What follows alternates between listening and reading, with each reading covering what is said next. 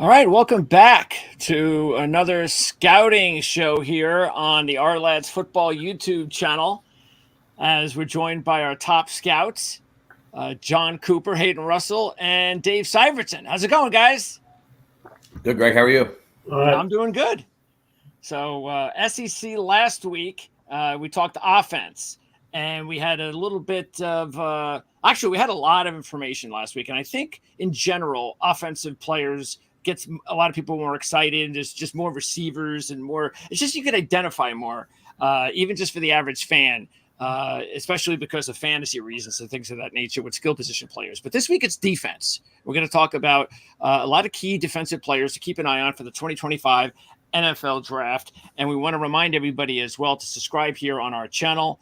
So again, the usual: subscribe, like, and share. If you're a big fan of the NFL draft, especially, then you have to subscribe. I mean, this is the best channel out there. Ourlads has been around for a very long time, and we hope you enjoy our videos. And if you do, let us know what you think and leave a comment. And if you're watching live, we would like to interact with you as well. So let us know what's on your mind, and we'll interact with you on our live program, which you're doing right now. Keep that in mind. A lot of our programs now, especially the ones, this one every Friday is live.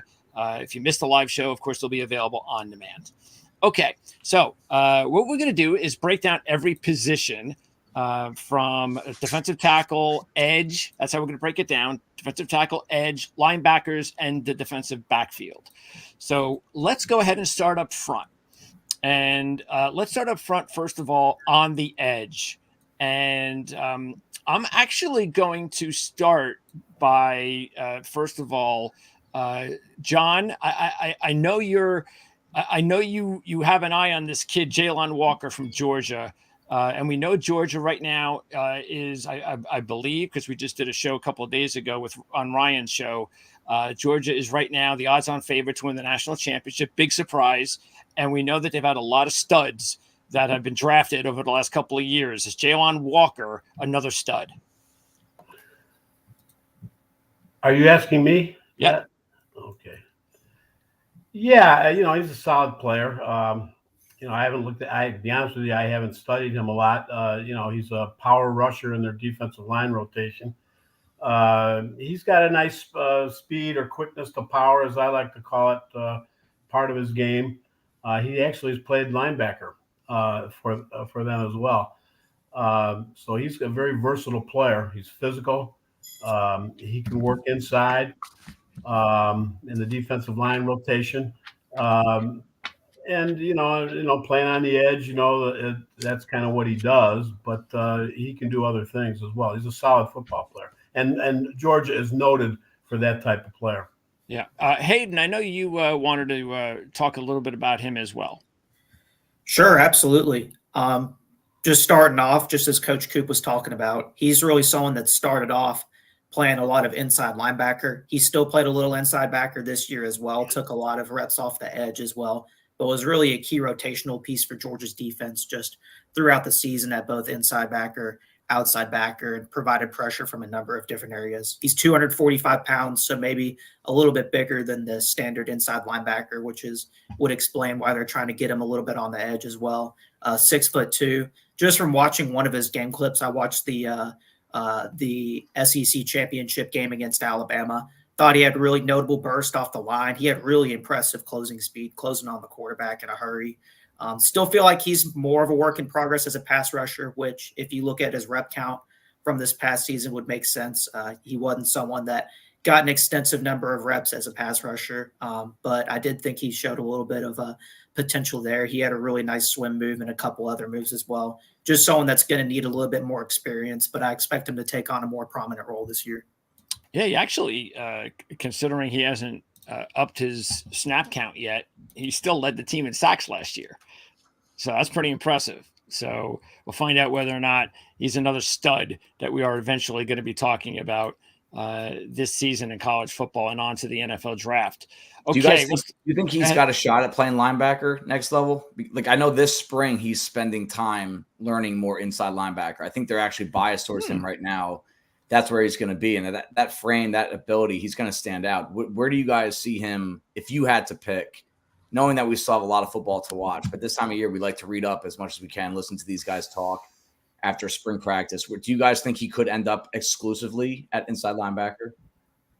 I think Georgia's, my opinion, I think Georgia's noted for using versatility. I could see him moving around, quite frankly. Yeah.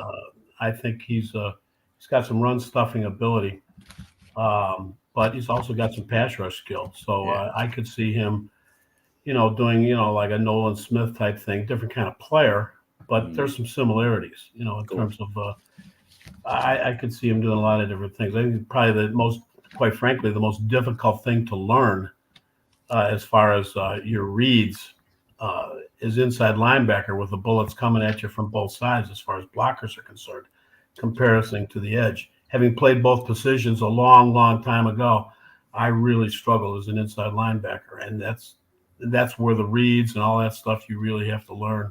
You really have to learn those things. Walker, 6'2", 245. Dave, what would you consider the optimum size for an edge or an inside linebacker?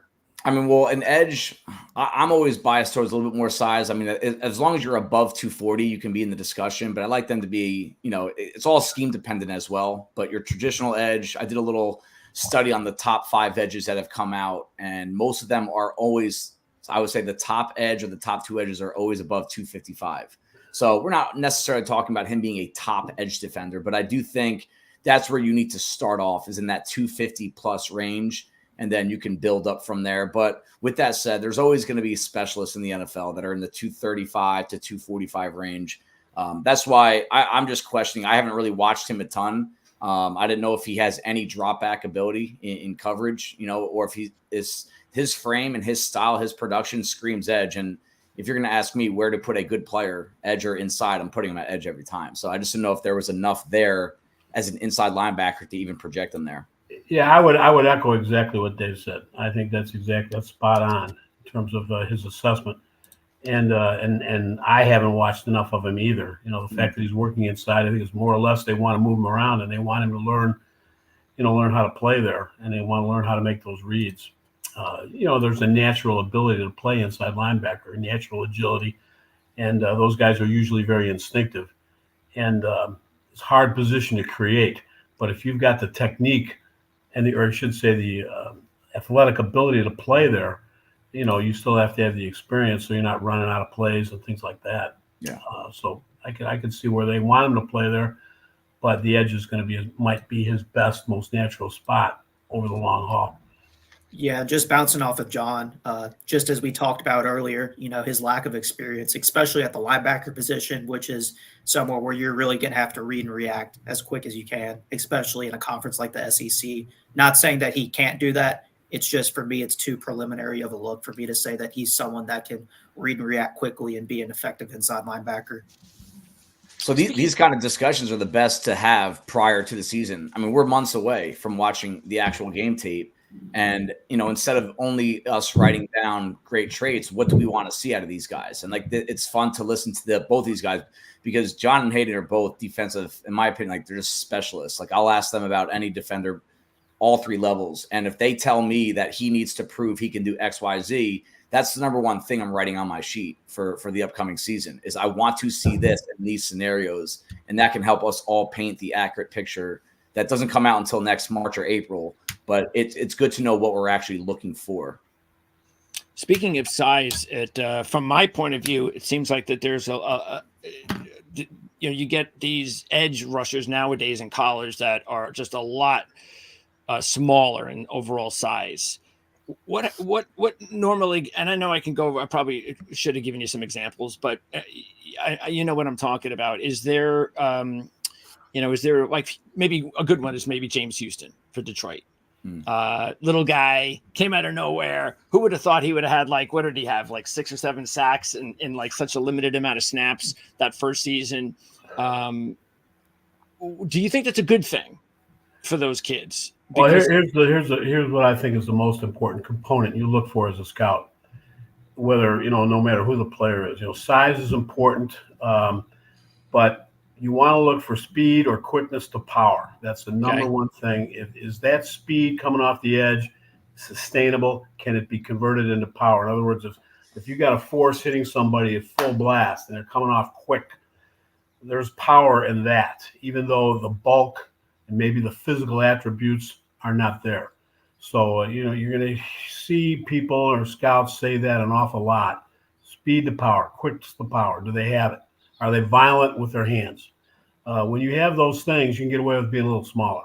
Okay. And there's some good ones. There's a kid I really like that the Bears traded into the draft to get in Austin Booker that I get interested to see where this kid comes from, because he, to me, is the epitome of speed to power last year. Raw as they come at 240 pounds. But I think there's some tremendous upside there. And obviously the Bears saw that by trading into the back end of the draft to get him. And they can use him too. That's the one thing that the Bears maybe should have paid a little bit more attention to, is the more depth on the edge. But hopefully Booker will be somebody that they can count on in the near future. Okay.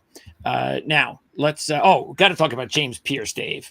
So James Pierce just about a big breakout last season with 10 sacks, and there's a lot expected of him this season. So is he a one-year guy? Doubtful. It looks like he's a progression kind of guy, and that this year is going to be even bigger. Yeah, I mean, first team all SEC, number one in win percentage and pressure rate. That's above Dallas Turner and Chris Braswell, that duo from Alabama last year that we love to watch. I will say this: if he was coming out this past year, even though it was only 1 year of tape, he probably would have been the number one edge defender taken in the 2024 draft. He would have went ahead of Dallas Turner, Laiatu Latu. That's just my opinion. Again, don't hold me to it. We'll see if he can replicate what he did. But the tool, 6'5", 242. He's a run defender as well, 14 and a half tackles for loss. Almost all of his wins were just simply based on what Jon was talking about, that speed to power conversion. I would say the counter moves are what we didn't see a lot of, and I'll tell you why, because he almost rarely lost off the ball. And for him to reach that Myles Garrett, Jadeveon Clowney, Aiden Hutchinson caliber grade as a prospect, not as an NFL player. You have to prove it in the league to be put in that tier, but as a prospect, and he's within reach of those guys. When you're talking about a prospect grade, he needs to show that he can do more than just win off the ball. But the kind of size and speed, it's rare. He ran 23 miles an hour according to GPS tracking data on a play last year. That's top 15 in the country, all positions. Like the guys that you see running in the 4.3s at the combine, that's who you see 23 miles an hour next to. So if he goes out and has another productive first team all SEC caliber year and leads the best conference in college football and pass rush metrics, and then goes out and puts out workout numbers like that, this kid is going to be a top 5 pick, no question about it. He had 28 tackles last year. What do you want to see? And I know it's just a stat, Jon, but what do you want to see from an edge rusher if he's going to be like a top 5, top 10 special guy? And yeah, he's like a 15 sack guy, whatever the stats are. But do you want to see more of a well-rounded player? 28 tackles to me just doesn't sound like enough. Well, I like to see that. I go back. I mean, I'm old school. I remember when Simeon Rice got drafted out of Illinois. And everybody was high on him. The Cardinals took him number 1, and I thought it was a bad pick because he didn't play the run. And I'm not saying I haven't watched Pierce enough to say that. Sure. I'm not going to say I've seen rankings where he's ranked, in the top 10. And again, like I haven't watched him enough to really say. But I like to see a guy that can play the run. But the thing about statistics, you have to be careful of. You got to take a look at how a player is used, and what they're there for. I mean, he's there to rush the passer. So, making tackles against the run, I don't know. Does he play in a rotation? It's not something I've studied. So I'm not going to knock him at this point in time based on only 20 tackles. Because, you got to look at who you're playing against. Just like if you're successful, look at who you're playing against. Obviously playing in the SEC, you're playing against some pretty good tackles. So, you'd have to say that, yeah, that's probably pretty good. But you still don't know. You still have to take a look at that because, sometimes guys are overrated, based on and they really are playing against really poor, players, or they may have had a backup one week where they had their best week. I mean, you see some of these outstanding games that guys have, and you really have to take a look at who are they playing against on that particular day. And like I say, and without looking at Pierce, played in the SEC, you got to believe he's pretty good. And speaking of being able to have an all-around game, how about Nick's scout from Purdue? Because here's a kid who not only put up sack numbers, John, but he also added 50 tackles and proved that he could stop the run as well as the pass. Well, I saw this kid in person last year playing against Iowa. My grandson goes to Iowa, so I go to Iowa games. And that was a really crummy offense that Iowa has. But this kid dominated in that particular game. And I've seen him, I saw him play, a couple other games, watching him against other people. And this kid is violent. He's got long arms. He can ward off blockers. He's got a high motor. He never, ever quits playing. He's got power. He's got agility. He may not have the best profile in the world at 280, 6'4", 280. As far as the overall quickness, but it's there. And he's got straight line speed. He can bend the edge. He's not extremely quick at the snap, but his snap anticipation is excellent. It's going to be interesting. Like I say, he's not the ideal physical specimen. He doesn't have the probably the elite athleticism that Pierce has, but he does it all. And that motor, you can't knock that motor. He plays, and he does play the run as well as rush the passer. Yeah, and the other kid that I also wanted to bring up along the same lines is the Florida transfer. Of course, Purdue to Texas A&M, scouting. And I don't know, who wants to take a stab at this kid's name? Princely. Keep going. Keep going. You keep Prince. stabbing, because I'm not. That's the guy I'm supposed to talk about. And Omen Milan? Call him Prince. Prince. Human Milan. Yeah, we'll come up with it. Everybody's going to know his name. That's the whole idea, right? Human Milan. Human. It's like a tongue. It's like one of those, tongue twisters. Somebody, Peter Piper picked a peck, that kind of thing. But he's another guy that could also stop the run. But we will learn about him. As time goes on. He had his best year last year, I watched him because I thought he was coming out last year, so I was kind of ready with a report on that kid.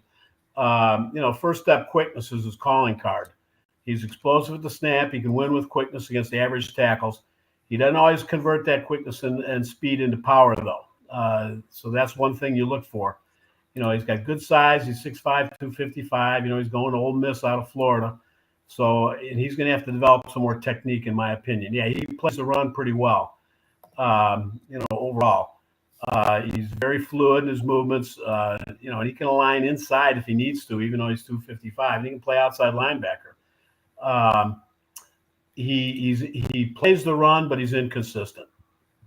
And I think the reason he didn't come out and the reason he transferred is I think he's, besides the NIL money, he has to, he's got to develop, some technique and to get the most out of his ability. He's got a lot of ability. He's a natural athlete. He's going to be excellent on the edge, I think, but he's got some development to do. And there's been some other guys we've noticed over the years that, have come out in the NFL and have developed. And I think this is what you're looking at. He's got great reactions, great athleticism, but there's still some things he's got to work on. He's dropped off in coverage too. I mean, he's that versatile. He's decent in coverage. So I think he's a 3-4 outside linebacker is where he might fit. A team like the Ravens, Chargers, or Seattle would look at a guy like him because he would fit their scheme, as an outside linebacker in a 3-4 that also rushes the passer. All right. One more edge guy I wanted to talk about before we move on inside at defensive tackle is Michael Williams, Dave. Now, here's a guy that does have size. He's in the 6'5", 265 range. So what do you like about him? The fact that he can play inside out, the fact that he has played inside out and produced everywhere. On that national championship squad in 2022, he led the team in hurries as a true freshman on that defense. So that he's productive. He can play, and he led the team with 4.5 sacks last year. And what I liked about him in relation to the NFL is that he proved that he can be a productive player over the tackle, maybe even as a 3-tech on certain pass down packages. But they moved him outside a little bit more as the end of the year came. And he had, especially in the SEC championship in the Orange Bowl, he had 8 pressures on 34 pass rush snaps from the outside. And so now he brings that momentum into the 2024 season. And it sounds like, according to their coaching staff, based on what I've read, that they are going to put him outside a lot more often this upcoming season. So now you're going to talk about someone that just recently went number 1 overall from that defense, Trayvon Walker, a guy that is just a freak of all freaks with great length and can credibly project to both inside and outside. He doesn't have as much size, and I don't think he's going to test out the way Trayvon Walker did, but he might be in the similar tier, similar section of a player. He spent this entire offseason working on flexibility, hands, and unlocking his hips. So that he's working on techniques, and those technique shortcomings do show up. At the NFL, you need to be more than just a talented football player. You need to have the technique down pat, and that he's working on it right now. The tools are there. The production's there. Mikael Williams is in the discussion to be, I would say, one of the top 2 or 3 edge defenders in the entire class. And it's interesting because you look at Georgia and you would think, because they run, 3-4, don't they? And most of their edge guys, that's not exactly what you're asking for from that spot. But again, you said maybe they're just, hey, we've got somebody that maybe does stuff that they're not used to. So we have to use him a little bit differently and take advantage of his size and his speed and so forth. Trayvon Walker is a great example of how they used him and how they did. Georgia's very good at tweaking the scheme based on the players. It's an NFL caliber scheme, in my opinion. So whether we're going to label him a 3-4, 4-3, end, edge, 5-tech, the fact is he can do it all. Rashawn Gary type player where, I do think his best work will be found on the outside, especially if he can improve his bend so he can turn that corner a little bit quicker. But the fact that he can do both is going to open up a lot of doors for him. Okay. Yeah, Georgia's noted for versatility, try to put players in positions to succeed within their scheme, within their defensive calls. So they do a lot of things on defense, and they move those guys around a lot. I mean, we've seen that over the years with some of their guys that played for them. Okay, let's move inside. And a couple of guys, Hayden, I want to start with you to talk about Joey Slockman from Florida and Deion Walker from Kentucky. And boy, this Walker kid, wow. I hear he's about 6'6", 350, close to that. That's the kid I was going to add my 2 cents on, by the way. John's been all over him, yeah. Yeah, absolutely. You got that right. He's a absolute massive human being, 6'6", 350 pounds. He plays all over the line for Kentucky. It's really impressive for someone as big as him to be able to play nose tackle, be able to play on the edge, and have the athleticism to not only play on the edge, but really stand out on the edge. He's going to be in the conversation for the first interior defensive lineman taken off the board this year. Had a chance to watch some of his tape. As I talked about, the athleticism for his side is really rare. I feel like notably nimble for someone of his size. He just has so many different ways to get into the backfield, so many different pass rush moves. He has a great swim move, great snatch move, whatever you're looking for, he's going to be able to do. Slants into gaps with quick feet, processing speed to understand different blocking concepts. He's just the all-around package. For someone of his size, I thought the power was a little underwhelming. I didn't feel like he got great push into the backfield, especially on contact. So I still feel like in terms of where he needs to improve, that's going to be the biggest spot that he's going to need to improve at for someone that's 350 pounds, being able to get a little bit more push into the backfield. But he's got loads of potential and really excited to see what he does during his junior season. Yeah, I would, like I said, I have a friend who's, a longtime NFL scout who's doing work with defensive tackles right now. And we've been sending clips to each other back and forth of some of the rare stuff that this guy does. This guy's rare. We talk about a top 5 pick being, I think this is a top 5 pick. And I don't like to say that at this point because I've been proven wrong many times when I've opened up my mouth.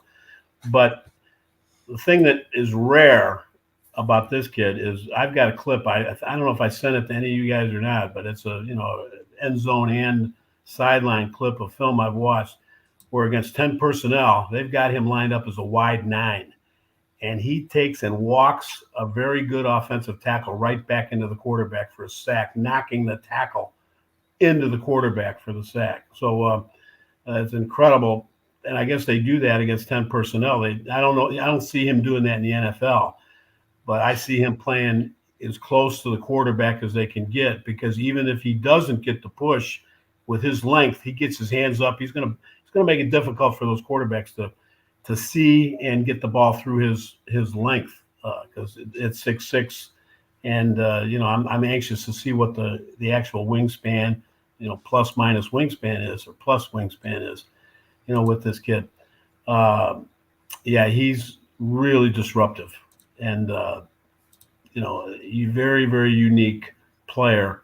Reminds me, using my comp and showing you my age, when Eric Swan came out years and years ago. He was the same kind of freak athlete, big freak type player.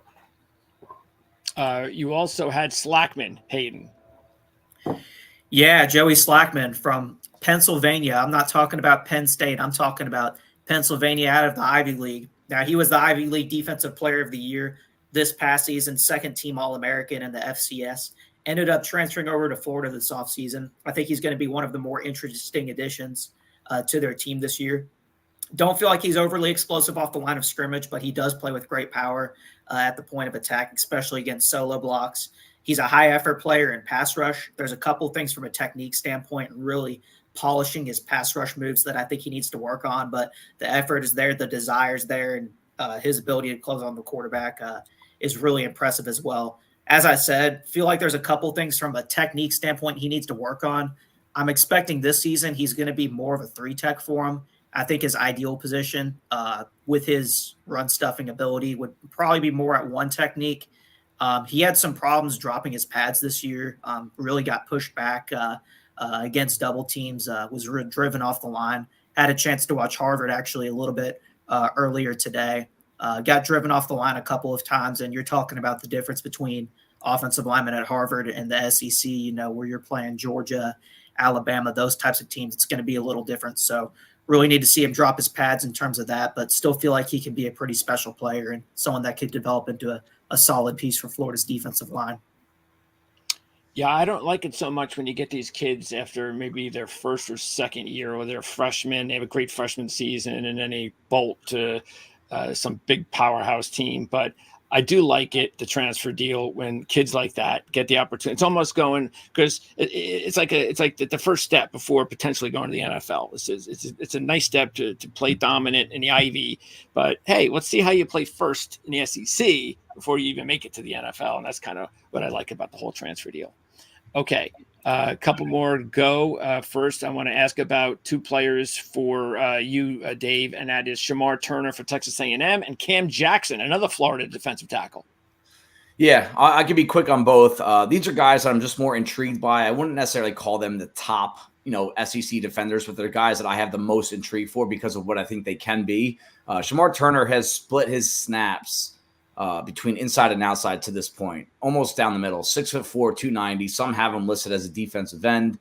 You have to think he's going to put a little bit more mass on as he gets, into his low to mid 20s. So he was second team All SEC in 2023. We did see some character issues. He was arrested for reckless driving. He got ejected for throwing a punch in a game. So again, at this point where we don't have new tape to watch, these are things that I write down and I just kind of keep, on the grading sheet, on the scouting sheet. But on the field, he's violent and twitchy. Those are the 2 words that kept coming to my mind. He gets off exceptionally well with good bend, and he's the kind of guy that will displace blockers when he gets both his hands on them. So I like to see him and other defensive tackles like this that don't necessarily have 350 pounds behind them, knocking defenders back because of that speed to power conversion that Jon was talking about. The versatility is a major plus as well. Cam Jackson is not versatile. This kid is 6'6", listed at 374. He started off at Memphis. I'm a little confused by things because it's according to official school measurements, which you always have to be careful with, by the way, right? He's up 80 pounds over the past 2 years.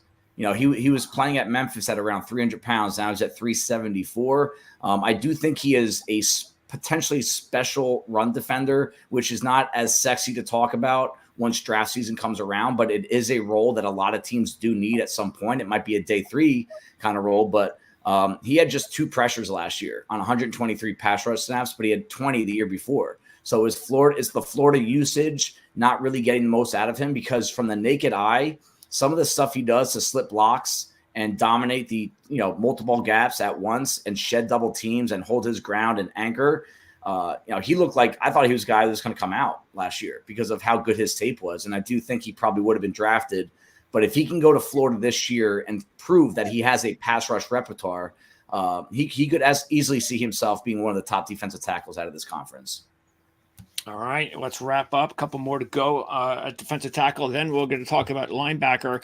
And by the way, I also just want to note that one of our viewers, Nicholas Pavlou, just mentioned one of the players that we just talked about, Deion Walker, and also wants us to talk about Harold Perkins, which we will be talking about shortly. So just hold on tight there, Nicholas. And again, don't forget, if you can't finish watching the rest of the live show, they will be available on demand pretty quickly after we're done. All right, John, let's talk about a couple players. First of all, Tonka Hemingway. You got to love that name from South Carolina. A pretty good player, all-around player. What do you like about him? I don't know what kind of writer he is, but he's a solid player. He's not one of the elite ones, I think, that I would consider as far as draftable. He was another guy I actually thought was going to come out this year. Decent quicks, excellent stack and shed with quick, strong hands. He's lined up as a 5 occasionally and has enough to be competent on the edge. He's got good instincts and ball locate against the run. He's a high-effort pass rusher who I think will be best utilized as a 3 technique. He graded out well according to PFF, and he had 18 hurries but only 2 sacks. But those hurries, that's part of production too. So he was solidly productive as a pass rusher. That said, he needs to develop ability to stack and shed stack moves in the pass rush against still skilled interior blockers. He's still a work in progress to a degree, in my opinion.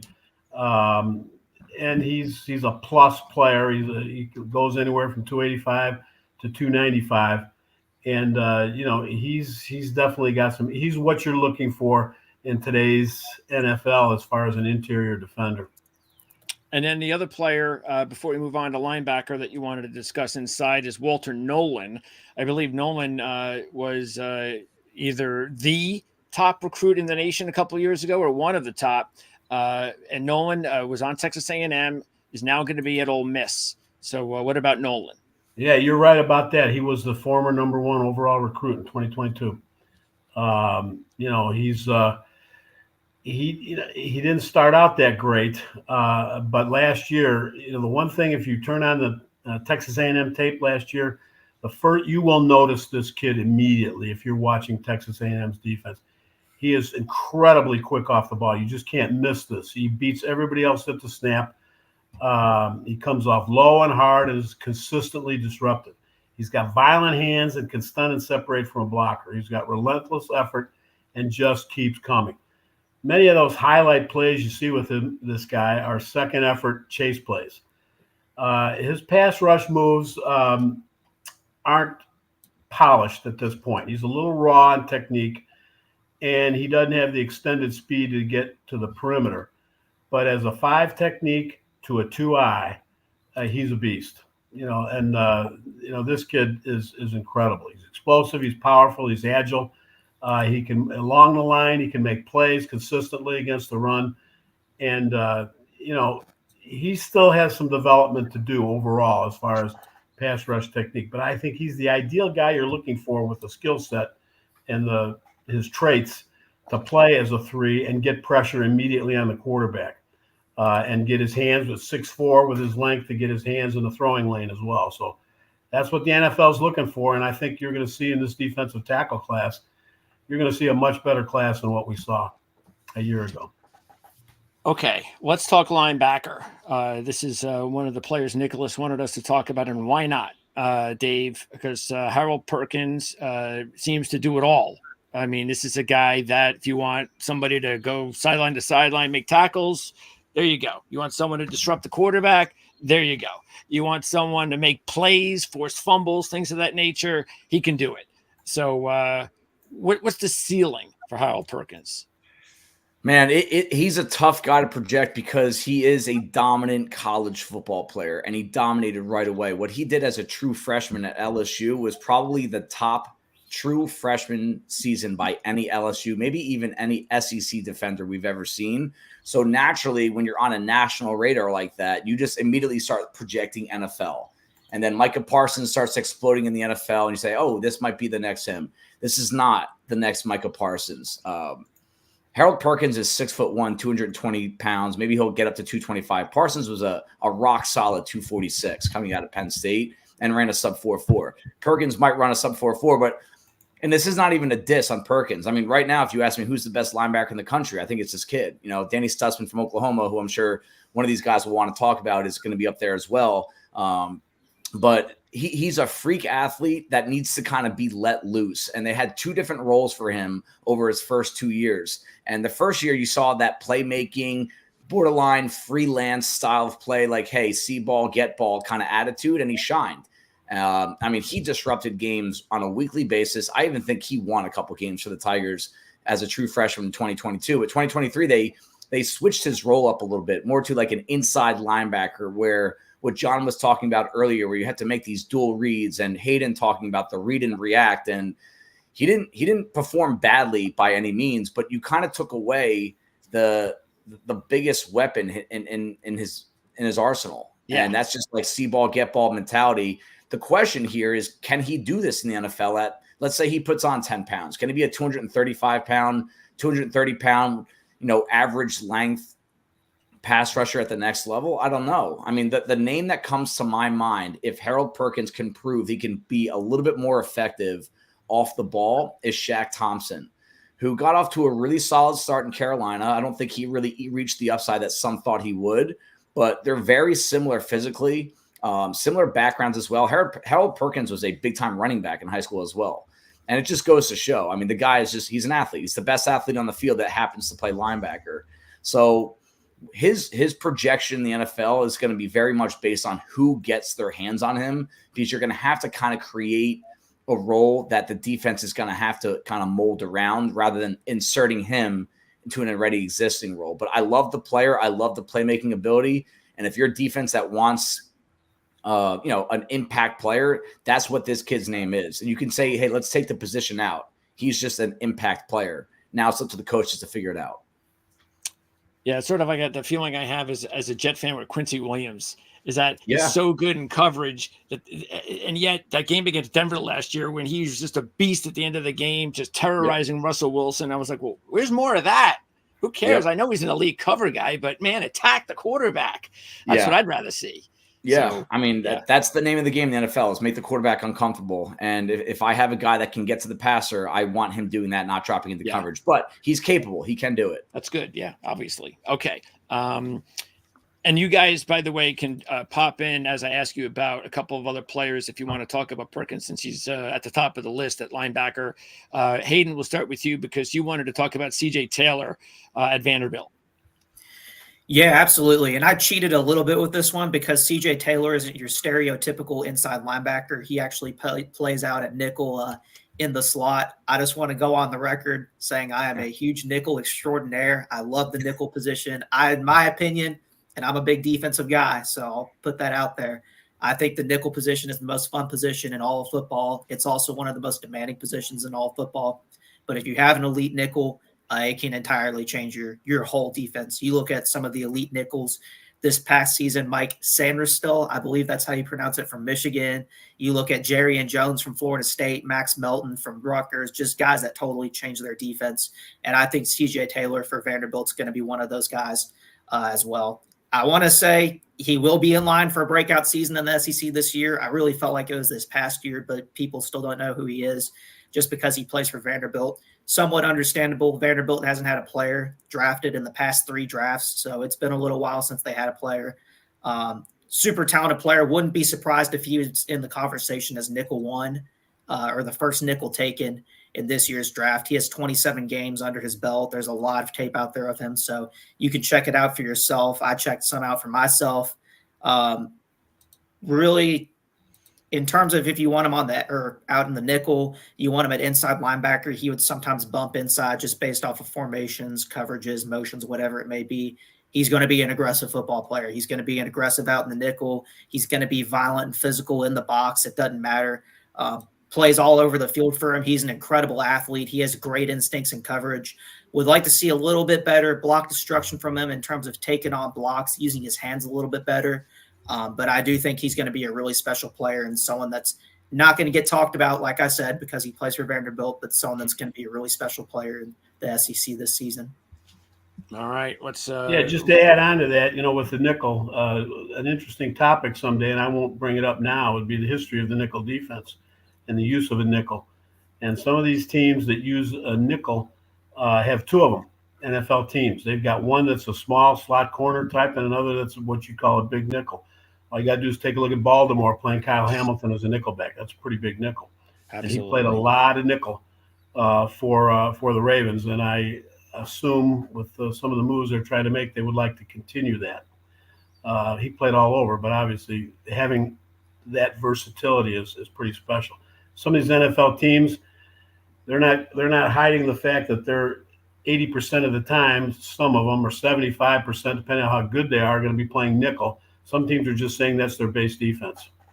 And they don't even have a 4-3 or a 3-4 anymore in their package. They're just playing a 4-2 and playing a nickel. Sometimes a 3-3, the joker package, as we call it. And it's a pretty important position. And those guys are getting drafted pretty high these days. Before we wrap up the linebacker spot, just want to remind everybody about the 2024 draft review guide at Ourlads that'll be coming out next month. This is the 2023 guide. So I guess no word yet, John, on who's going to be on the cover of the 2024 guide? Listen, I'm overwhelmed. I'm leaving that up to Peggy. All right. Well, let us know. Peggy always asks our opinion as well, so we're asking your opinion. Ask your opinion, and but I'll have something for you. Yeah. Well, if any of the viewers have opinions, any players they'd love to see on that, let us know. Okay. So you mentioned Stutzman a few minutes ago with Dave. Let's talk about Stutzman, John. This is a guy that's just been a tackling machine. He also can do more than that. He's been very disruptive. I'm not sure about his coverage ability, but you can't do it all, I guess. Everybody can't be Harold Perkins. But talk about Stutzman and what he can bring to the table. He's a pretty big guy too, right? Yeah, he's 6'4", 245. I don't know whether that's ideal size or not anymore. Sometimes the smaller guys are hard to find to block. So there's a case to be made for the Mike Singletaries of the world. But anyway, Stutzman's the kind of old linebacker coach. He's the kind of guy you love to coach. He's a downhill player. He spends a lot of time finding open windows, getting downhill in the backfield and making tackles for a loss, which he had 19 of those. Lost, no gain tackles last year, which is pretty good. Coverage is an issue. He's capable. He's got height. He's got the length. He can get out. He can get in drop in zones, and he can stress the throwing lane for quarterbacks. But that's not a strength, in my opinion. He doesn't have the greatest range in terms of, or instincts in terms of coverage, in terms of getting underneath the intermediate route and playing up to the short route. He's got a relatively good feel, but I think he's going to have to develop in that area to be that elite every down linebacker. But I think he's capable. I do think he's capable because he's got the movement skills you're looking for. He's also a good blitzer. And part of the reason his coverage has not necessarily been a strength is because they use him a lot to blitz. He's coming off the edge sometimes. He's coming inside, finding gaps, and he's been productive, as a blitzer. And that downhill ability that he's got is pretty special. And and he's rangy. He can get to the perimeter. He can chase to the perimeter, and he can get through blocks. He still needs some work on block protection, and that length. That it's hard for him to bend and get those knees bent consistently and play physical. He needs to be a little more physical. He needs to have a little more pop when he takes on a block. He needs to be a little more explosive. He needs to, sink those hips a little bit when he's attacking a blocker. And he's the kind of guy I like to coach because I've always felt like, hey, I can develop those techniques, with as far as how to use your hands and anchor and take on blocks. But anywhere, and again, as a pass rusher, when he gets the open lane, he's instinctive and anticipation. He's great. And when somebody steps up to block him, he's not as good. So there's some things he's got to work on before he's going to be an elite linebacker, in my opinion. But I think the tools are there. All right, now let's wrap up the linebackers with Dumas Johnson. Kentucky. Not only did they grab a quarterback from Georgia in Vandegrift, but now they get this Dumas Johnson kid to play linebacker. What's going on? How can Georgia lose a guy like that? I mean, two good players to Kentucky. Yeah, this was another guy that I actually looked at and thought was coming out last year, but he got hurt. He missed the last 5 games for Georgia last year, so I think that was the factor, in him not coming out, because otherwise I really thought he was the guy that would come out. He's an athletic kid. He flashes ability to take on, but the thing I like about him is he can make plays from perimeter to perimeter, alley to alley. He's very good in pursuit. He's very good in backside pursuit. He has very good athleticism. He covers a lot of ground. He's also good in coverage. He's not a great blitzer, but he's the kind of guy I think you're going to put him at linebacker and you're going to have him make plays sideline to sideline and drop in coverage. And I see a 3-down linebacker in this kid. His run defense grade has been very high. And, he's had a good pressure rate, but I still think his strength is going to be is playing as an every down linebacker, as a pursuit style linebacker who's got the ability to take on blocks. I mean, he's kind of a do-it-all, type kid. 6'1", 245. I think he's a guy you'll see go pretty high. But, hey, let's watch him play before we make judgments, right? That's what Absolutely. they say. Yeah, just bouncing off of what John said, I was actually just watching the Georgia edge rushers the other day, just trying to get a preliminary look at them, just an early look. And Dumas Johnson against Missouri, this was the tape I was watching, was, all over the field, all over the place in that game. Just someone who totally flashed in terms of what John was saying, just quick to read and react, such a fast player. And adding to that Kentucky linebacker room, they have another player, De'Aaron Jackson, who's going to be a prospect this year. So I think they're going to have a really interesting just defense overall. They have a lot of experience, and I'm excited to see what they do. Yeah, Dumas Johnson has what we call, and when I coached, big eyes. That means he's got great peripheral vision. And, he can see the blocks. He can see what's coming at him. And his instincts are very good. He's not prone to misdirection. And those are the kind of things you like to see. All right, Hayden, let's stick with you as we switch to DBs and talk about Malachi Moore, because this kid has been hanging around for about 4 years, I believe. He's been with Alabama. Have we seen the best yet from Malachi Moore? Yeah, absolutely. Malachi Moore has played for the past 4 seasons for Alabama. He was someone that I actually wrote up for this past draft cycle. Didn't think he would be returning to Alabama, but another one of those COVID year guys. You don't know if he's going to stay or he's going to come back, but this will be his 5th season of playing experience for Alabama, which you have a 5-year player for Alabama playing under Nick Saban for the past 4 years. Definitely looking at a guy who's going to potentially be a prospect. Now, just looking at my report from this past season, I really felt that he was great in zone coverage, but really specifically more underneath zone coverage. He made some plays from deep safety as well. I don't think he really has the sideline to sideline range to be a true 1 high cover 3, cover 1 defender who just covered the whole field fluidly, but 2 high coverages, I think he can be a special player. He's got solid ball skills to break up passes, violent hands-on engagement with blockers. He's got strength to shed. His biggest deficiencies, I thought, came in man coverage. Gave a little bit too much space to receivers, a little bit from a technique standpoint that he's going to need to polish if he's going to be in man situations, whatever defense he plays at in the NFL. And he was a little, as I talked about, late to some passes from some single high alignments. So still think he's going to be in the conversation as a top safety, maybe not the top safety in the draft, but one of the top safeties. And we'll see what he does in the 2024 season. Yeah, I remember him making a splash early on in his career, and thought that he was going to really blossom. And I don't know, is he making enough plays though to be considered like potentially anything more than just a solid player? Because I don't seem to see like playmaker in him. Sure, I think he's made enough plays. And also, you talk about the versatility he adds to a defense, too. He's someone that started his career really playing in the nickel, almost exclusively a nickel, and someone that's really switched to more of a deep safety look, will sometimes come down in the box and in single high looks. And as I talked about, felt like he was really good in underneath zone. But I do feel like he's someone that makes enough plays to be in that conversation, to be one of the top guys. Well, I think, like I said, I watched him too, and I think that he's got that big nickel potential. As far as what teams are looking for.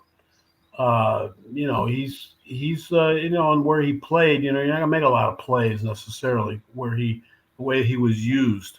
Okay. In terms of plays on the ball, but as far as tackling, breaking up on short routes, and being able to play underneath intermediate routes. One of the things you look at, playmakers is, if they're doing a great job in coverage and they're stressing throwing lanes as a zone defender, quarterbacks are looking elsewhere if they're smart. And so that's something you want to look. That's one of the reasons why when we look at tape on defensive backs, you want to see the big picture, and you can't really study a safety unless you've got that wide angle and you can see what's going on back there, and then see it from the end zone and see what the quarterback's looking at. So that's what that's where a guy like that might be better than you think. And as we segue to Dave, you have a couple of guys you wanted to talk about in the defensive backfield. I just wanted to mention again, as Hayden correctly pointed out, a little bit tricky with the pronunciation of these kids, because Malachi Moore from Alabama is pronounced spelled Malachi, and Malachi Starks from Georgia is Malaki. So, hey, you can call yourself whatever you want. And as long as you're making plays, right? So talk about Starks from Georgia and Jason Marshall from Florida. I will say, Greg, scouting is tough. It's very long, but it's one of the most overlooked components of the job, especially when you're on camera talking about these guys, is the pronunciations of some of these names. And I've caught myself more times than I'm care to admit 4 months after I've started talking about them that I've been saying it wrong the entire time. So it's something I actually do put some effort into when I start writing these guys up. I put the phonetic next to their name if it's something unique, or I come up with my own nickname for them, like Prince, like we did for the Prince, yeah.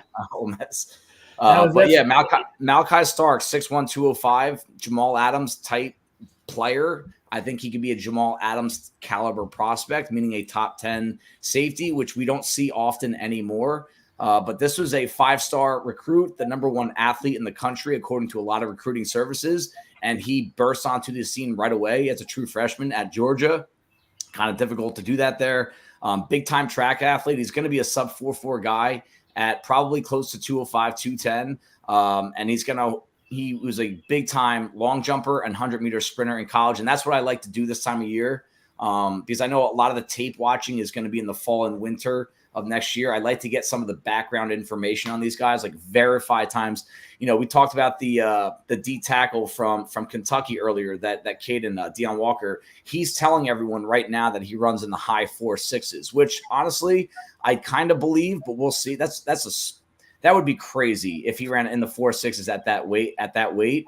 But right now, you don't really believe anything that anyone says because, especially from the college programs, they like to pump these guys up. But if you can get some verified times from track, that's what track and football does a really good job of kind of seeing what times do these guys have next to their names back from high school. So that's what I have on Starks. And he's, if you're going to use that as an indicator, he's going to be an elite tester at this position. He led the team in pass breakups. He was the 3rd leading tackler as a true freshman. 2023 is a first-team All-American, All-SEC, 3 interceptions, 7 pass breakups. Production's there. The anticipation in deep coverage, but also his trigger on downfield tackling is special. It's a fun. That's where I see the Jamal Adams in his game. He gets after guys right away. He brings a lot of force on contact, doesn't miss a lot of tackles. There's some tightness in his hips when he has to react in man coverage. I don't know if that's going to be a role that he can really fix at the next level because he's such a big, thick dude. He's only going to get bigger and thicker. But the straight line playmaking ability and the impact he can have on the personality of a defense, being an enforcer coming from the deep end, I think he fits into pretty much any scheme. Just keep him out of man coverage, and he's going to be a special player. So, but before you move on, and we've talked about this before, how a lot of times, John, and I don't know whether or not you believe in this, but a lot of times we'll take a look at certain players from certain schools, certain programs, and if for 3 or 4 years they have really good receivers, but then you get to the NFL and they're all, they don't nobody really does. And then all of a sudden there's like a stigma attached to any receiver that comes out of Florida in that system. I'm not so sure. And so I bring that up because of Georgia. We've seen a lot of good defensive backs coming out of Georgia over the last 3 or 4 years. I'm not sure any of them have lived up to the hype. Do you think this guy's different? Well, I try to avoid helmet scouting on both sides as best I can. I am biased. I think everyone has a bias. It's hard to avoid. What I like, so to your point, this is what we can say. There is some truth to this, right? Is both from a coaching perspective and a strength and conditioning perspective, off-season training.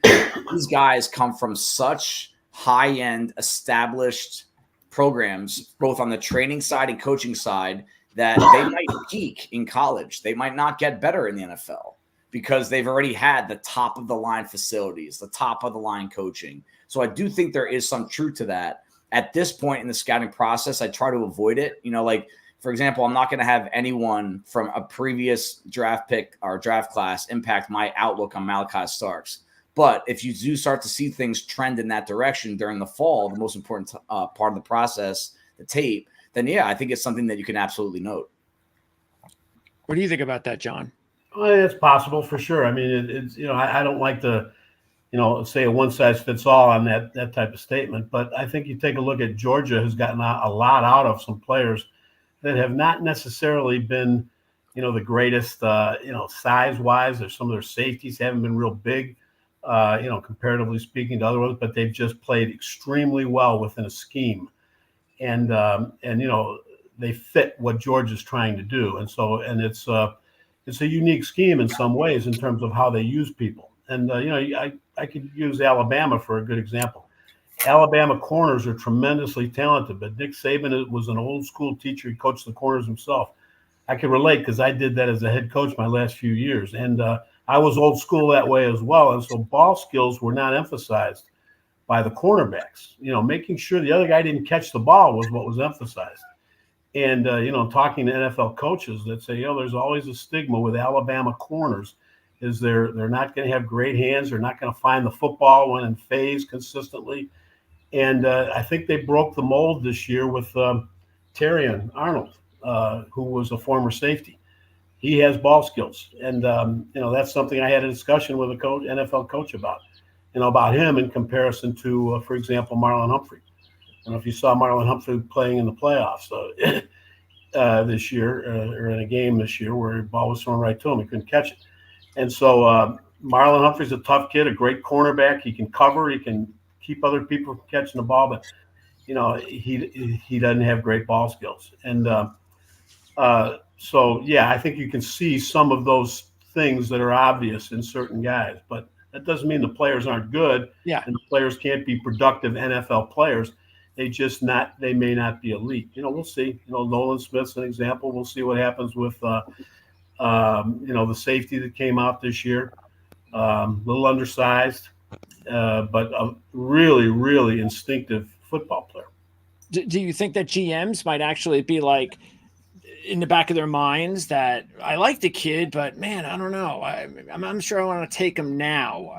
Maybe I'll wait till the next round because I've been bitten by this before. Well, I think these guys, they evaluate without, they put the blinders on and they evaluate the kid as a kid. They look at the traits. That's going to be number one. Do they have the traits? And then, the productive ability. They want to know what kind of scheme they played in. That's really important. to NFL coaches in particular. They want to know how they were trained. And so, and if there's something about Georgia's defense that they're trained a little differently, that can be a factor. And they want to know what they've got experience in, because, the NFL doesn't have the time to teach that they used to have. They can't bring kids in. And, if you've never played quarters and you're a quarters team, that's going to be a factor. If you're a defensive coordinator, you're going to want to know, this kid know how to play quarters? Does this kid play any hard corner? We play a ton of cover two. What's his hard corner technique like? Well, he never done it. All press man. Boy, I don't know. That's where you're going to see that come in. Not so much the school in particular, more the scheme. Who was that corner that the Jets picked from Alabama, first round guy that was a bust? You remember? It was about D. Milner. D. Milner. D. Milner. Yeah. See, as a Jet fan, I just block it out of my mind. I don't never want to remember his name again. So, all right. They are talented, though. The Alabama, those kids are skilled athletes. Always talented. Yeah. Yep. Hey, that's why, they say some players eventually going to come around and break the mold. So you don't want to be the one that lets that one get away. Okay, Dave, we have, before I move on to John to wrap things up, Jason Marshall from Florida. Definitely a guy. Here's an example of why we get nervous about talking about players this time of year, because Jason Marshall at this time last year, I had him as the number one corner in draft eligible last year. And I loved what I saw on preliminary tape, which again, it's not a deep dive. It's just like a quick look in 2022 as a true freshman, as a sophomore, and 2021 as a freshman. 2023, he was arguably the worst corner in the SEC. I mean, he had such a poor productive year. He was dead last in yards per catch allowed, 24.2 yards per catch allowed, right? Kool-Aid McKinstry and Terrion Arnold, for just reference, were 10.8 yards. He tied for the most touchdowns allowed. He was sixth worst in NFL passer rating allowed. So it's another way of saying he was really bad in 2023. And I look forward to watching him because I do see the movement traits that are special. He's 6'1", 203. He looks like he's moving on ice skates, whether he's running down the field, whether he's transitioning out of his breaks. But the effort is not always there. I think he lost a lot of confidence last season. But I'll tell you what, he ended the year strong. Between the LSU game against Malik Neighbors and Brian Thomas and Missouri, Luther Burden. Those were, I think, two of his last three games last year. And those were his best performances of the year. I still think there's something in him. I'm not going to label him one of these studs of the SEC. I don't want to get burned by that 2 summers in a row. But I just wanted to throw this name out there because, just to kind of remind that, right now we haven't done a deep dive, and it's, if you asked me to grade Jason Marshall after last season, day 3 at best, round 5, round 6, I think he returned to school knowing that if he puts together a really good season on tape and can match some of the tools that he has and some of the quality tape he showed as a young player at Florida, he could work his way back into that discussion. All right, let's wrap up now the DBs and our show today, John. You've got a couple of guys you want to talk about. You've got Zy Alexander from LSU. Let's start with him. By the way, that moving on ice skates is one I have a hard time with. I can't envision a defensive back moving on ice skates. but anyway, Zy Alexander is what I call a flash guy. He's got some really nice traits that I love in a corner. 6'2", 188. He's narrow framed, so he's needs to get stronger probably. But we've said that about other guys, and they never did, and they still were pretty good players. But he only played. I think he played 8 games last year, and he was a force in a lot of things in terms of coverage when he did play. Transfer from Southeast Louisiana a couple of years ago, and the thing I like about him, he's got real good change of direction ability. That's one of the first things I look at. I look at transition, as an old corners coach, and I want to see if he can mirror quick receivers. I want to see if he's aware. I want to see if he can get underneath, to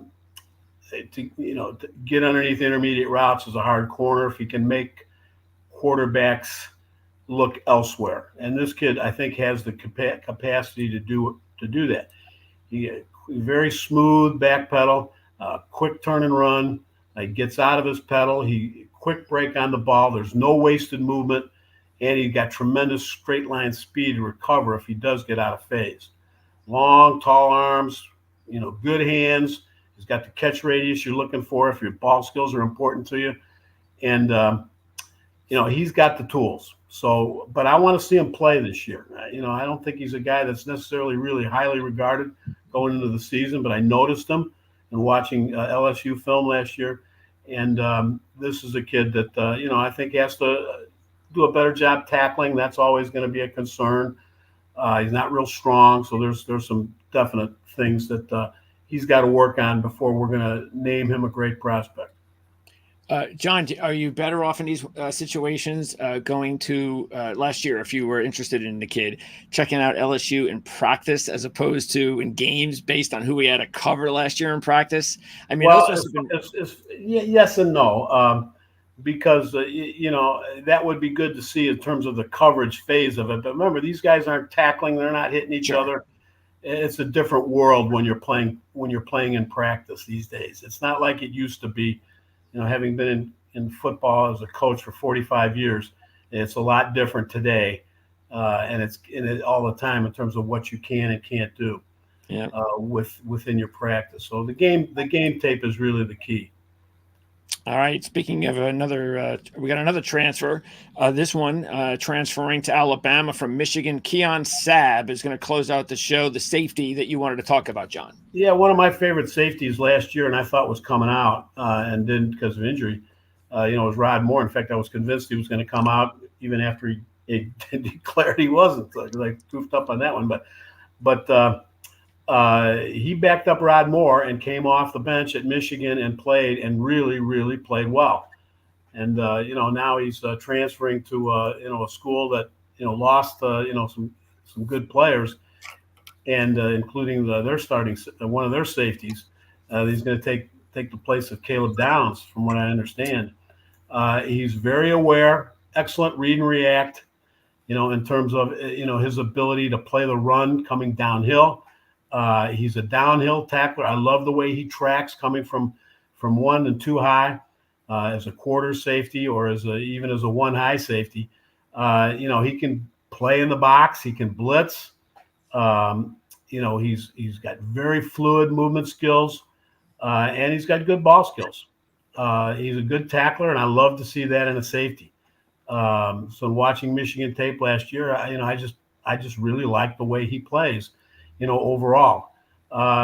In fact, there's times that I think teams stayed away from him. I think he's that good. I think he's a little bit under the radar because he was a backup. We'll see how he plays at Alabama, coming into a different scheme, a different system. Who knows how that's going to be. But playing for a great Michigan defense last year, he was pretty good. If I was going to say there's some things he's got to work on, he's got to be more consistent, with his ability to play within the system. Sometimes he would play, it looked like his own defense at times. He needs to be more consistent. And all the things I said, he flashes really well. He's got to make sure he's consistent doing that, because there's times that he will miss a play that he needs to make. He might be a step slow reacting. His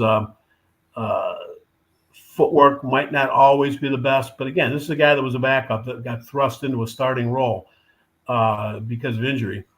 And, we're going to see how he develops in a new system. It's going to be he's going to be one of my most interesting guys to watch.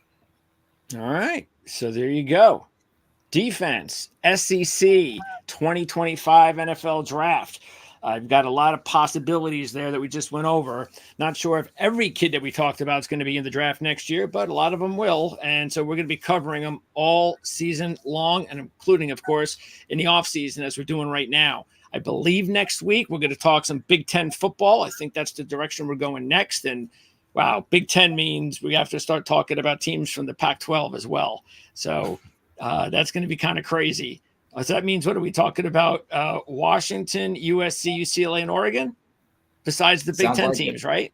Yeah. Yep. So that's a lot. And those are a lot of good teams, too. So there's been a lot of good players we're going to be talking about in the next couple of weeks for Big Ten football here on the Ourlads Football YouTube channel. Again, don't forget the draft review guide.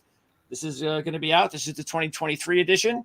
2024 edition will be out in just several weeks. We haven't even finished it yet, so we should be finished in a couple of weeks, and then it'll be ready for you sometime, hopefully, middle of June? third week of June, somewhere along the lines there? Well, our deadline is we're supposed to get everything in by the 5th, and then we've got to work with the producer after that. There's that's where Peggy and I kind of come in. It won't be as complicated as the guide, but it'll still be a few days after that goes to print. I imagine it'll be mailed out, about the middle of the month. Yeah, and speaking of the guide, even though the draft is over, so what? This is still relevant. It's probably relevant now more than it was before because your team, which of the players that you can check out your scouting report here at Ourlads for your very own. As a matter of fact, I just did one of our other shows. We did a draft recap. I think it was with Cincinnati, and almost every player I believe was in this draft guide here that was taken by Cincinnati. So if you're a Bengals fan or any fan of the 32 teams, of course, you can check out the draft guide and you'll be able to zero in on your specific players and get a scouting report from Ourlads with the Ourlads draft guide, which is also, of course, available at ourlads.com. So that's going to wrap it up, guys. Appreciate it as always. And can't wait to talk some Big Ten / Pac-12 football next week. Thanks, guys.